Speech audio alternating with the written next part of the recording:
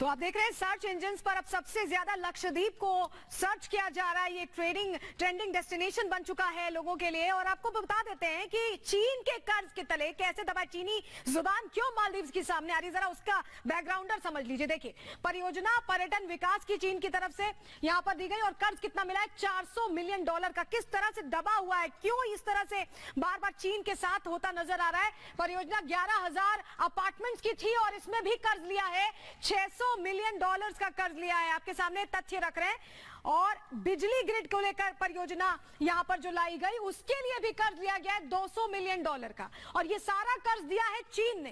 चीन की ये कोशिश है पूरी तरह से ट्रैप करने की, उसी ट्रैप में फंसता नजर आ रहा है मालदीव। इंटरनेशनल एयरपोर्ट डेवलप करने के लिए भी कर्जा दिया गया $500 मिलियन का। ये जो आप भारी भरकम रकम देख रहे हैं, इसी के दबाव में यहां पर बातें मालदीव की तरफ से सामने आ रही है। फ्रेंडशिप ब्रिज ये परियोजना बनाई गई, चीन और मालदीव की फ्रेंडशिप ब्रिज की बात है। और $300 मिलियन का कर्ज इसके लिए चीन ने दिया है। तो ये जो चीन का कर्ज है, ये कहीं ना कहीं अब रवि जुबान ने मालदीव के जो बड़े चेहरे उनकी तरफ से सामने आता दिखाई दे रहा है। और इस बीच एक बड़ी खबर इस बीच आ रही है। अमित, बड़ी खबर का रुख करते हैं मालदीव पर। पीवी सिंधु का बड़ा बयान, उन्होंने एक्स पर लिखा, मैंने दुनिया के कई देशों की यात्रा की है, लक्षद्वीप की खूबसूरती अद्भुत है। पीएम की पोस्ट में सुंदर तस्वीरें दिखाई दे रही। तो लगातार अब लक्षद्वीप को लेकर, चाहे वो सेलिब्रिटी हो, चाहे स्पोर्ट फ्रेटर्निटी के लोग हों, वो प्रधानमंत्री नरेंद्र मोदी की पिक्चर्स की तारीफ कर रहे हैं, मालदीव का विरोध कर, और वो कह रहे हैं कि लक्षद्वीप एक बहुत खूबसूरत डेस्टिनेशन है। इतनी खूबसूरत डेस्टिनेशन दुनिया में और कहीं भी नहीं। इस बीच सिर्फ इतना ही नहीं, ड्रैगन ने मालदीव की जमीन को निगलना भी शुरू कर दिया है।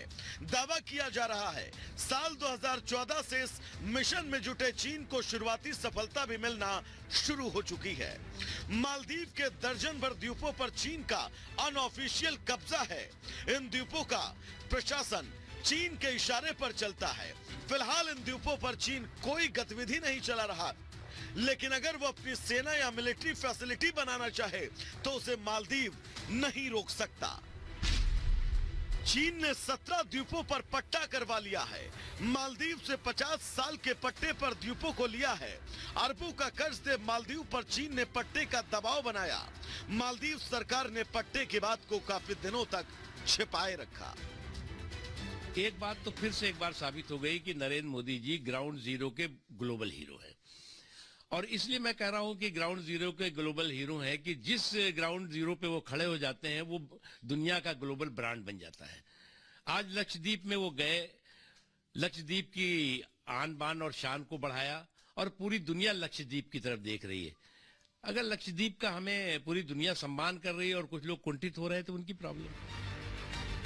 अब दावा किया जा रहा है कि मालदीव के चीन समर्थक नेताओं को भी ड्रैगन ने व्यक्तिगत फायदे पहुंचाए हैं ताकि वो चीन के कब्जे वाली नीतियों के समर्थन में खुलकर बैटिंग कर सके।